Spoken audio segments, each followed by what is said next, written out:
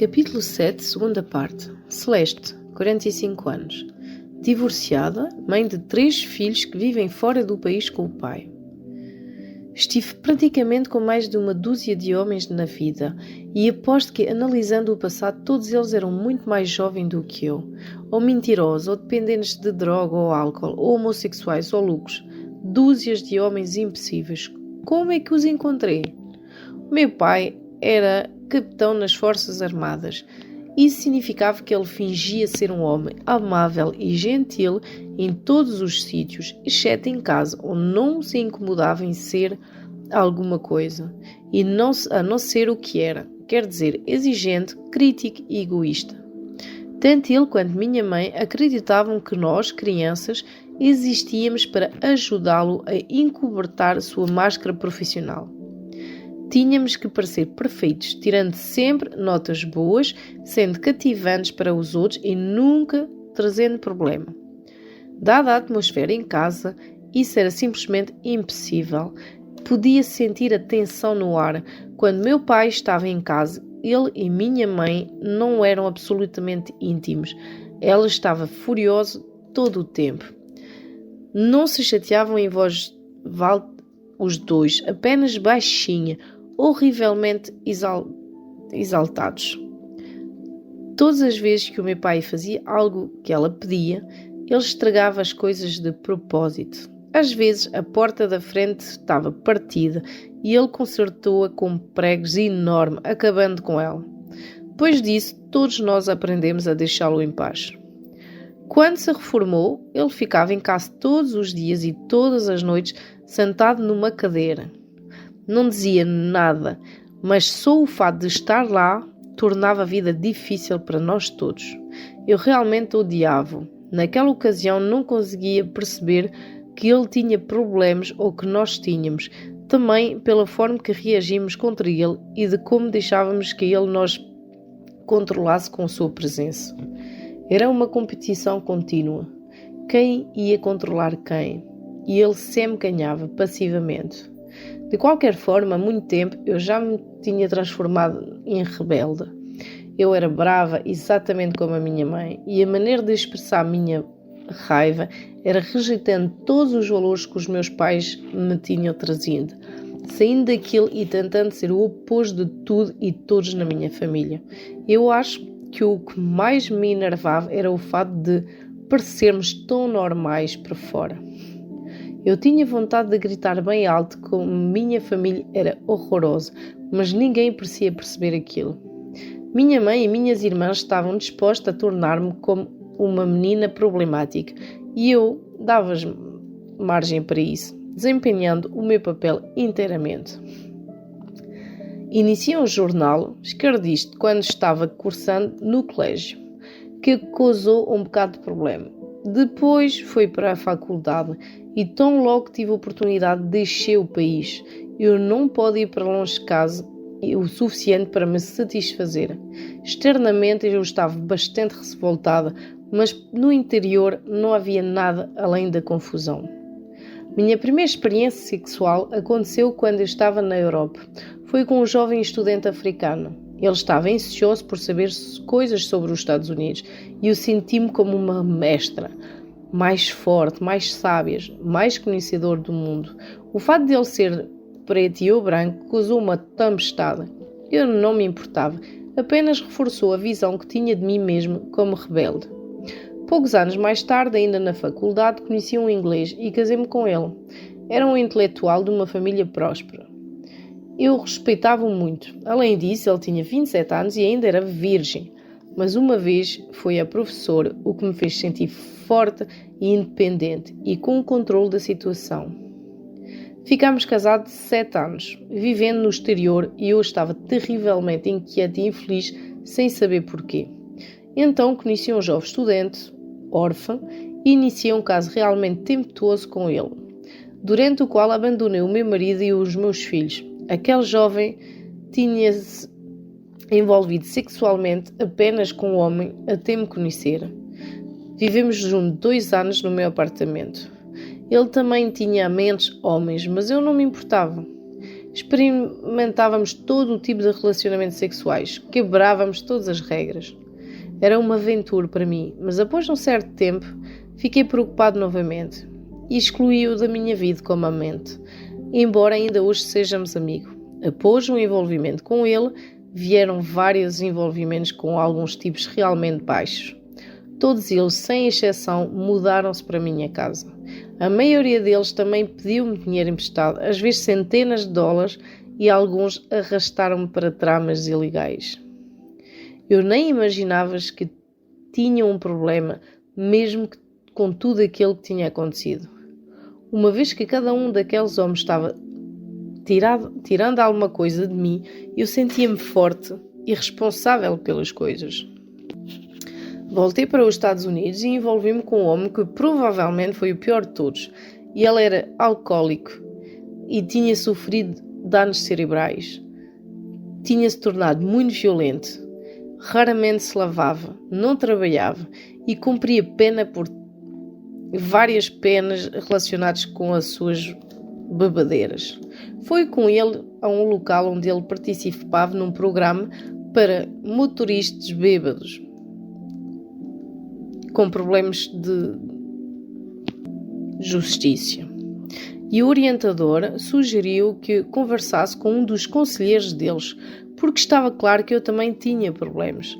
Podia estar claro para o orientador da sala dos motoristas alcoólicos, mas não para mim. Eu achava que era o homem com quem eu estava que tinha todos os problemas e eu estava bem. Mas foi realmente a uma sessão de aconselhamento e imediatamente uma mulher fez-me falar sobre como eu me relacionava com os homens. Jamais tinha analisado minha vida sobre aquele aspecto.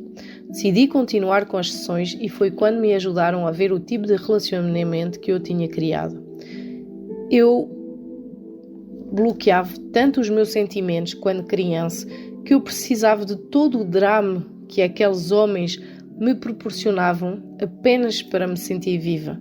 Problemas com a polícia, problemas com drogas, problemas com finanças, pessoas perigosas, sexo doentio, desprotegido, tudo se tornava coisas da vida para mim. Na verdade, mesmo com tudo aquilo, eu ainda não conseguia sentir grande coisa. Continuei o aconselhamento e comecei a fazer parte de um grupo de mulheres por sugestão da conselheira. Lá, aos poucos, comecei a saber algumas coisas a respeito da atração que eu sentia por homens doentios e inadequados, que eu queria dominar através do esforço para ajudá-los. Apesar de ter feito análise na Inglaterra por vários anos, falando incessantemente sobre o ódio por o meu pai e a raiva por minha mãe, nunca tinha relacionado aquilo com a minha obsessão por homens impossíveis. Embora sempre pensasse que a análise me beneficiava imensamente, nunca me tinha ajudado a modificar o meu comportamento. De facto, quando examino, percebo que eu só piorei naqueles anos.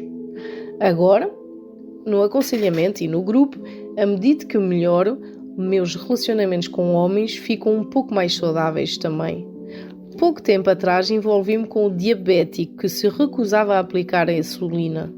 E lá estava eu, tentando ajudá-lo com sermões sobre o perigo de não tomar a insulina e com tentativas de melhorar a autoestima. Pode parecer engraçado, mas o envolvimento com ele foi um passo adiante.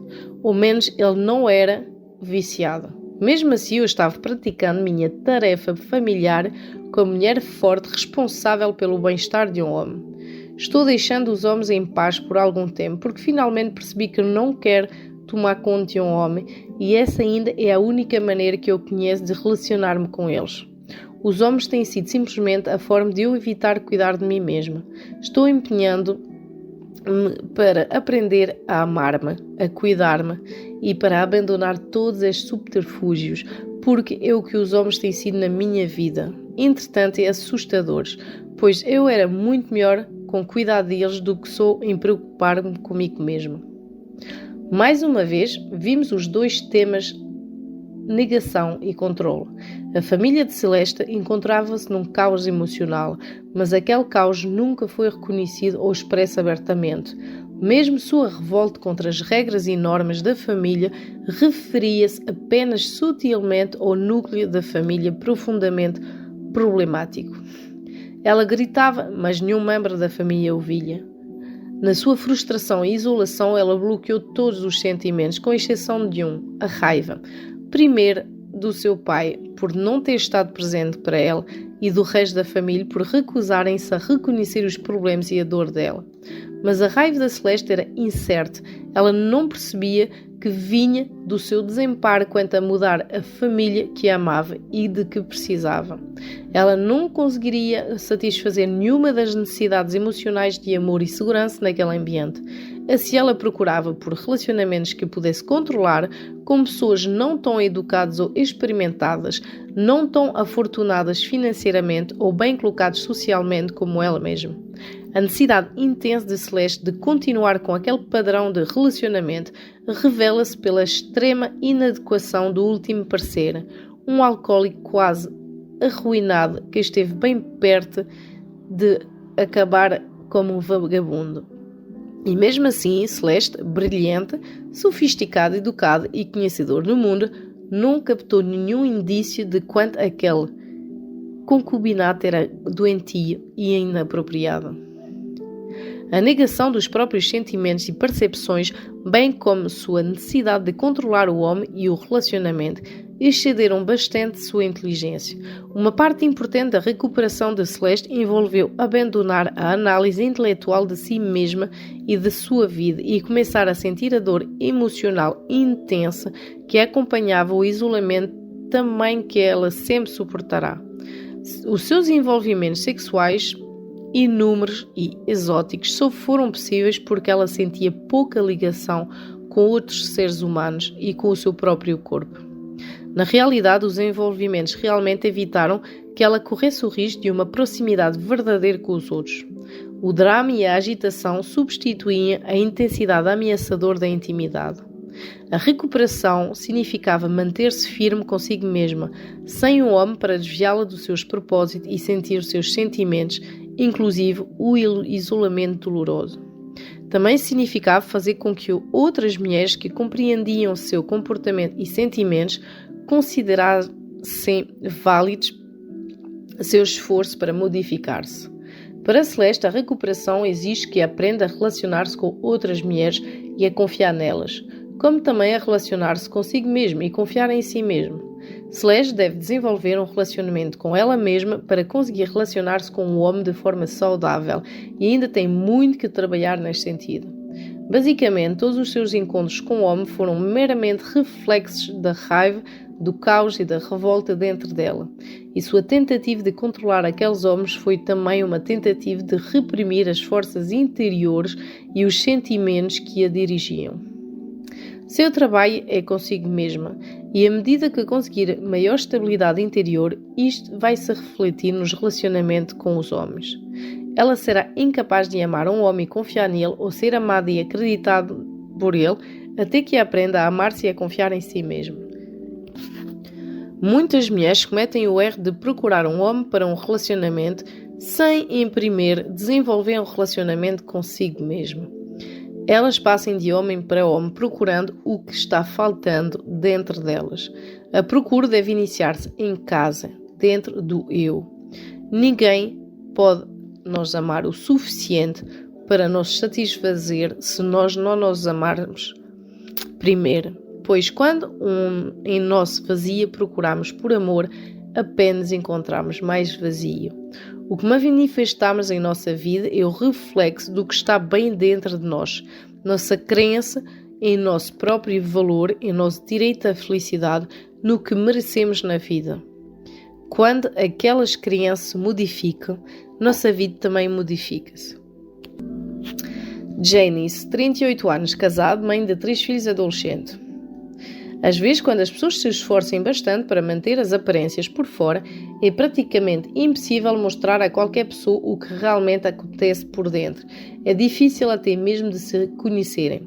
Há anos e anos eu vinha escondendo o que acontecia em casa enquanto ensinava uma outra história em público. Ainda cedo, quando era criança, na escola, comecei a assumir responsabilidades a candidatar-me a certos postos, a encarregar-me das coisas.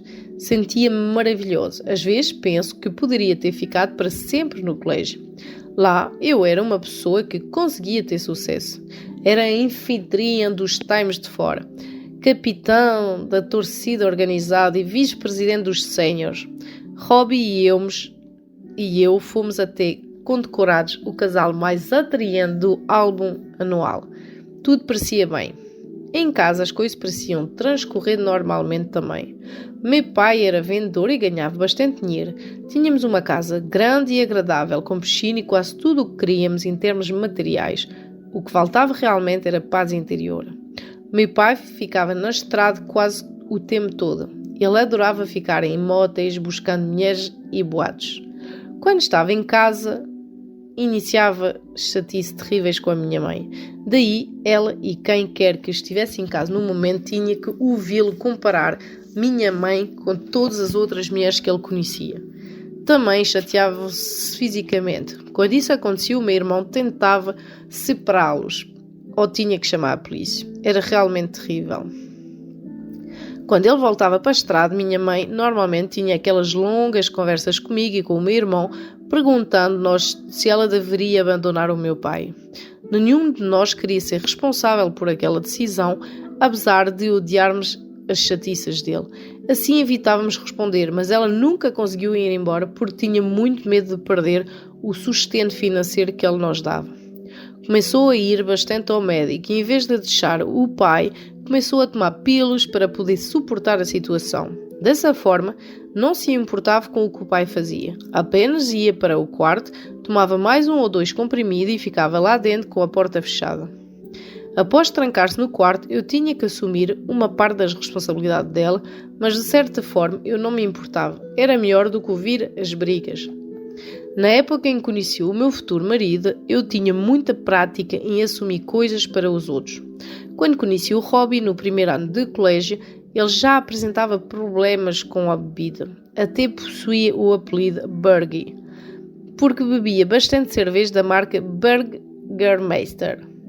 Mas aquilo não me incomodava. Tinha certeza que eu poderia tratar de quaisquer hábitos ruins que Robbie tivesse. Sempre diziam que eu era madura para a minha idade e eu acreditava. Havia algo tão doce em Robbie que fui imediatamente atraído por ele. Robbie lembrava-me um Cocker Spaniel, todo macio e atraente, com lindos olhos castanhos arregalados. Começámos a namorar quando eu disse ao melhor amigo dele que eu estava interessado por ele. Praticamente preparei tudo. Senti que tinha que fazer aquilo acontecer porque ele era muito tímido. Namorámos firme daí em diante. Ocasionalmente ele não aparecia no encontro e no dia seguinte desculpava-se bastante, sentindo muito ter sido levado pela bebida e ter esquecido. Eu passava-lhe um sermão, ralhava bastante com ele e finalmente desculpava-o.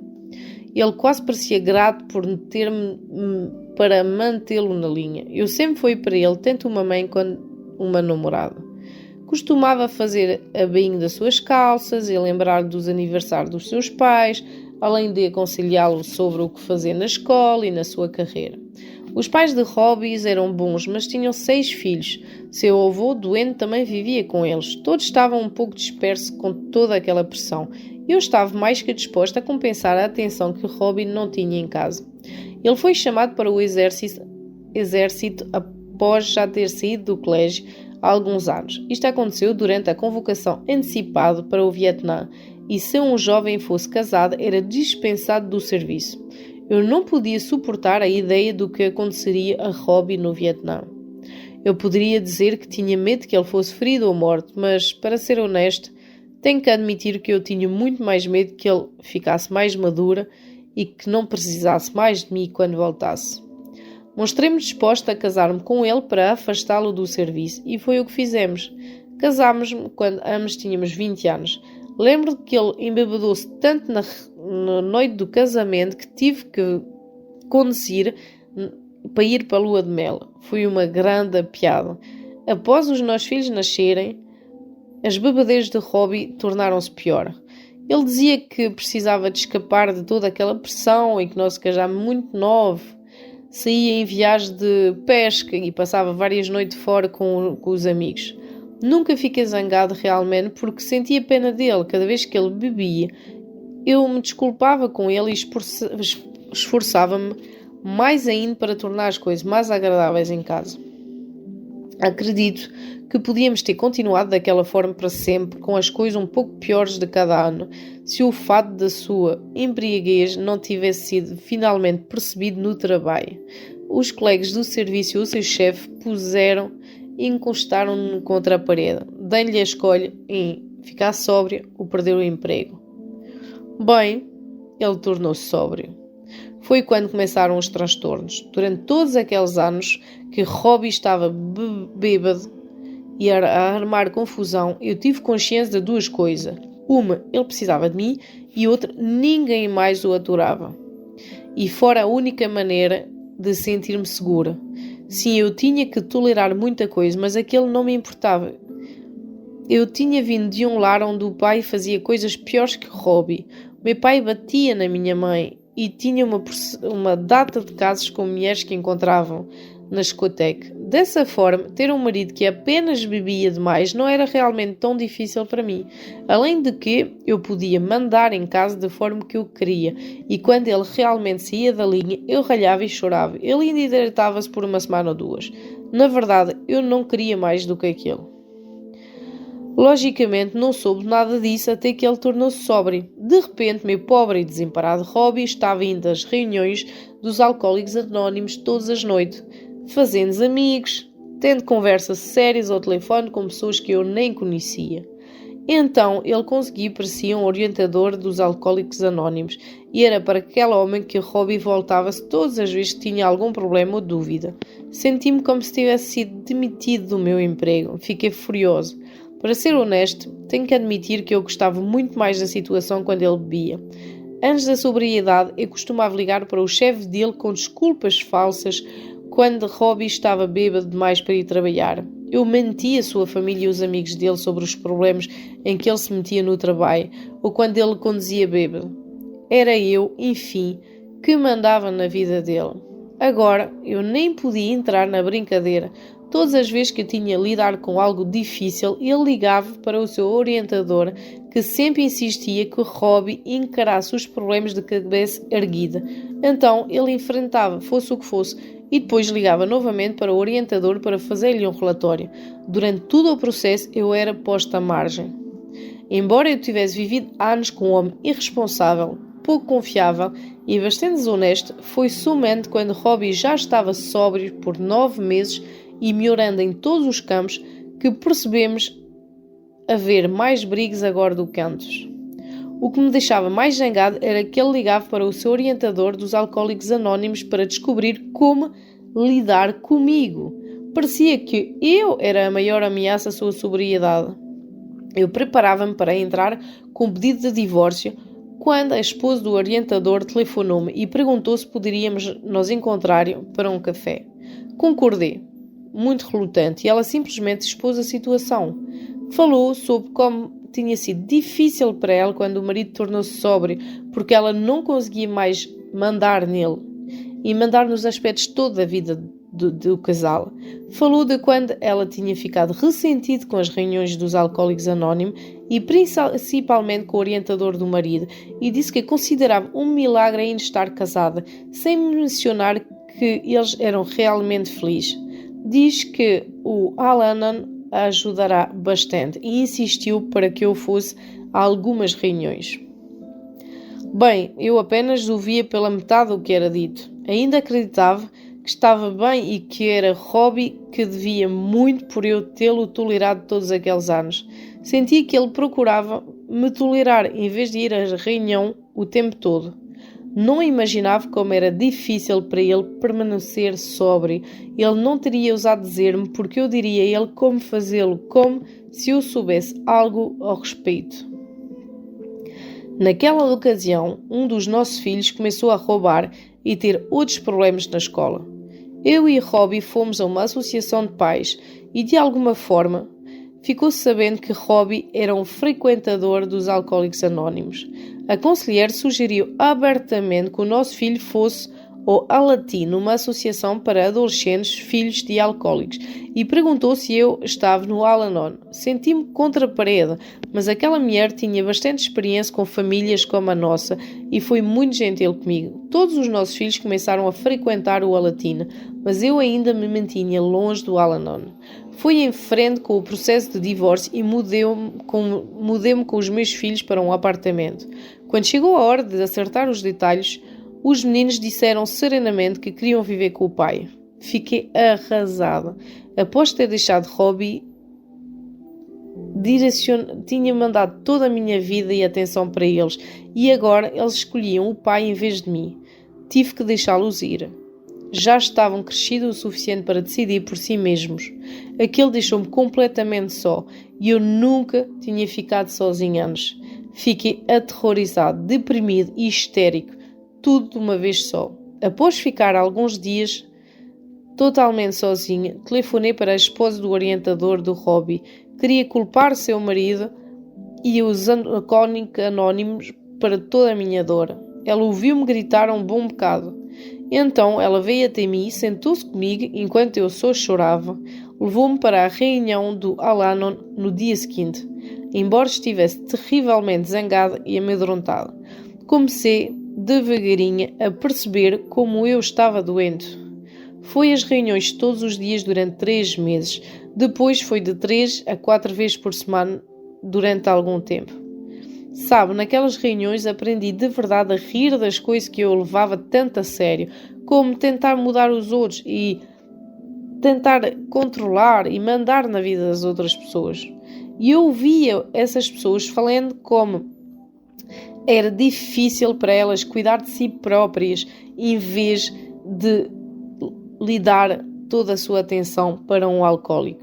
Aquilo serviu para mim também. Eu não tinha a mínima ideia do que necessitava para me fazer feliz. Sempre tinha a acreditar que seria feliz tão logo todas as outras pessoas se aperfeiçoassem. Vi pessoas lá que eram simplesmente lindas e algumas delas estavam com parceiros que ainda bebiam. Elas aprenderam a abandonar os velhos hábitos e a progredir com as suas próprias vidas. Mas eu também soube de todas elas como era difícil abandonar aqueles hábitos de cuidar de tudo e de todos e de agir como mãe em vez de uma mulher. Ouvi algumas dessas pessoas falarem sobre como superem os problemas da solidão e o sentimento de vazio ajudou a encontrar o meu caminho igualmente. Aprendi a parar de sentir pena de mim mesmo e a ser grato pela vida que tinha. Em pouco tempo, não chorava mais horas a fio, percebi que tinha muito tempo disponível e assim consegui um emprego em part-time. Isso ajudou-me muito. Também eu comecei a sentir-me bem por fazer algo completamente sozinho. Nesse meio tempo, eu e Robbie já falávamos em voltar a viver juntos. Eu estava louco para voltar, mas seu orientador aconselhou a esperar mais um pouco. A esposa do seu orientador disse o mesmo para mim. Naquela ocasião eu não entendi o porquê, mas outras pessoas envolvidas no programa concordaram com ele. E então nós seguramos. Percebe agora porque aquilo foi necessário. Era importante para mim esperar até que eu me encontrasse interiormente antes de voltar com Robbie. De início eu estava tão vazia que parecia que o vento soprava através de mim. Mas a cada decisão que eu tomava por mim mesma, aquele espaço vazio ia sendo preenchido aos poucos. Tive que descobrir quem eu era, de que eu gostava e do que eu não gostava, o que eu queria para mim e para a minha vida. Não conseguiria saber aquilo a menos que eu ficasse um tempo sozinha, sem ninguém mais em quem pensar e em quem me preocupar. Porque quando alguém estava por perto, eu preferia mandar na vida daquela pessoa em vez de viver a minha própria vida. Quando começámos a pensar em reatear o casamento, eu liguei para o Robbie por qualquer motivo, querendo encontrá-lo e falar de cada detalhe. Eu podia me sentir regredir cada vez que eu ligava para ele. Assim, quando eu precisava de alguém para conversar, ir ia às reuniões ou ligava para alguém que integrava o programa, eu sabia que tinha que aprender a deixar coisas fluírem entre nós em vez de intrometer-me o tempo todo e tentar forçar as coisas. A tendência a regredir foi terrivelmente difícil de superar. Acho que deve ter sido muito mais difícil para mim deixar Robbie em paz do que foi para ele deixar o álcool, mas eu sabia que tinha de deixá-lo. De outra forma, eu teria mergulhado novamente nos velhos hábitos. É engraçado, finalmente eu compreendi que eu só estaria preparado para voltar ao casamento se eu gostasse de viver sozinha. Passou-se quase um ano e, em várias ocasiões, as crianças, Robbie e eu reateámos. Ele nunca tinha querido o divórcio, embora hoje eu não consiga entender porquê. Eu era muito regulador de todos eles. De qualquer forma, eu melhorei-me, soltei-os mais e atualmente vivemos realmente bem. Os meninos estão no Alateen, Robbie no AA e eu no Al-Anon. Acho que todos estamos mais saudáveis do que fôramos porque todos vivemos cada um a nossa própria vida.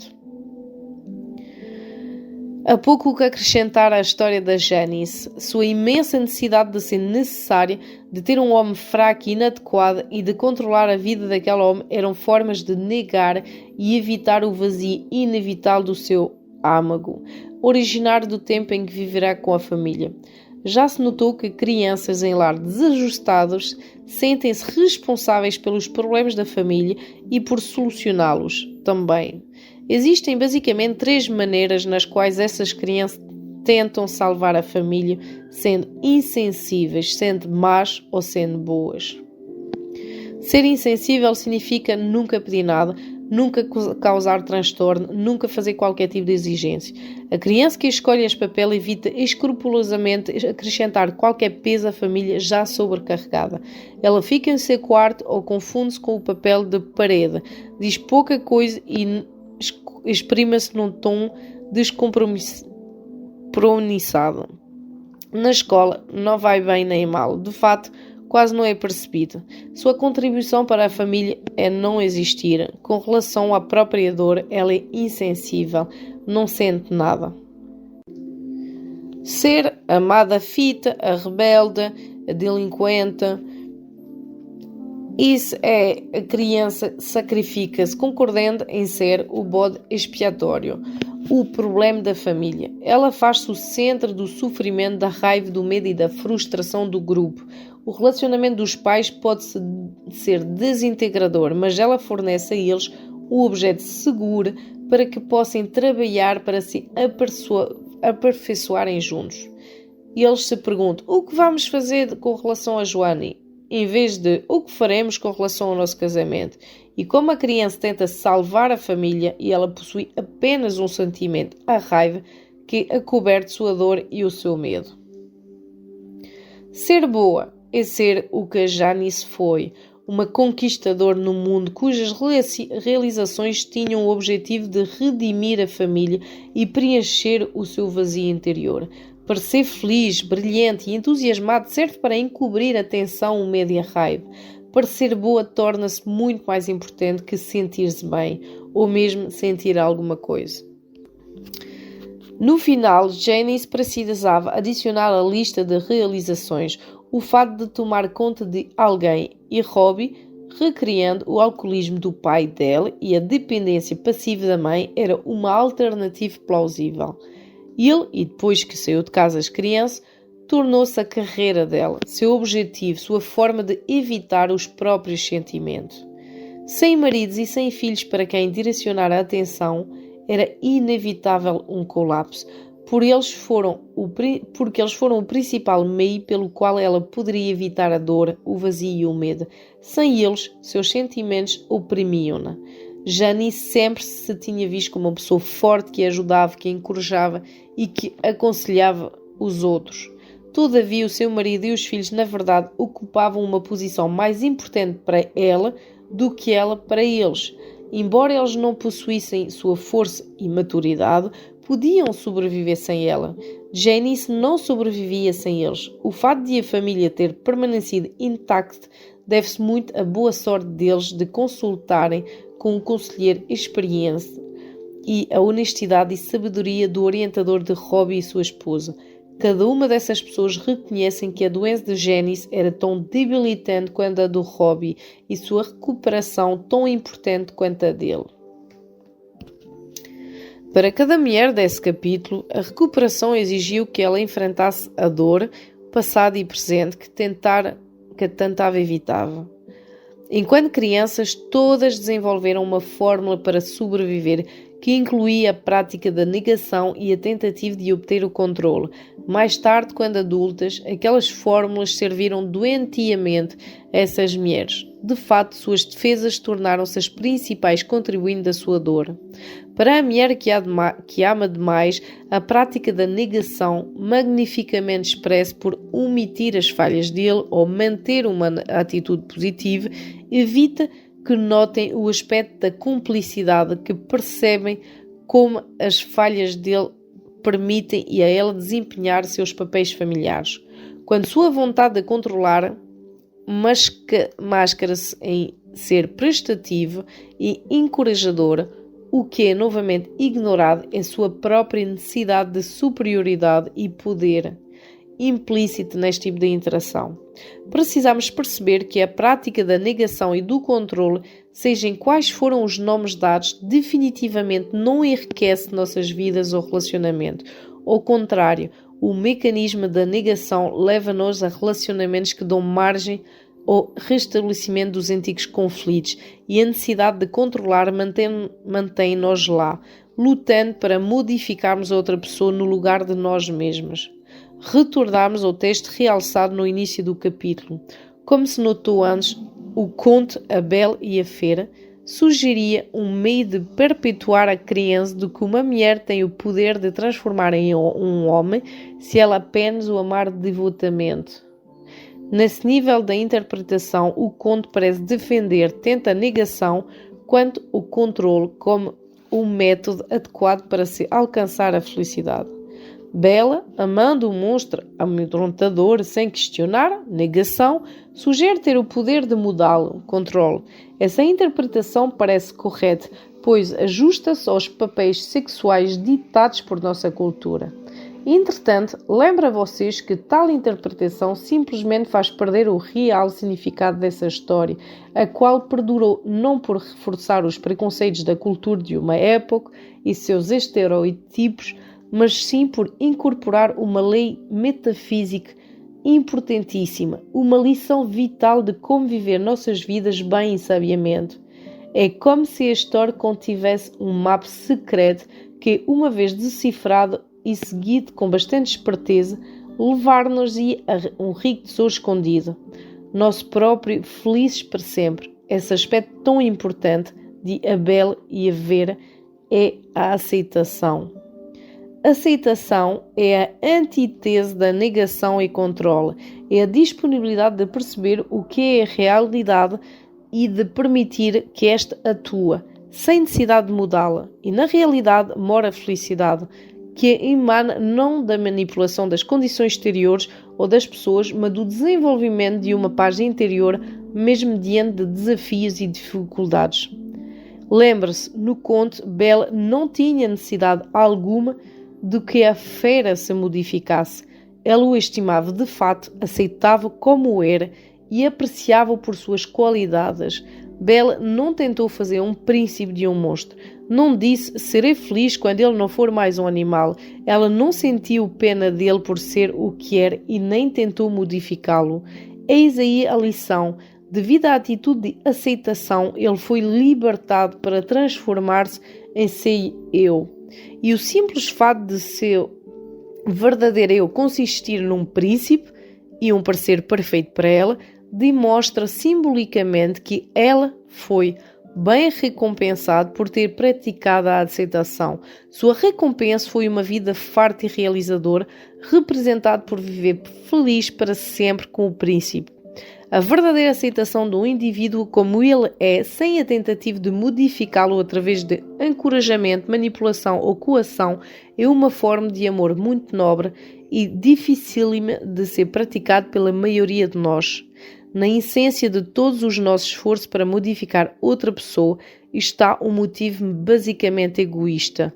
Uma crença de que, através da mudança dela, vamos nos tornar mais felizes.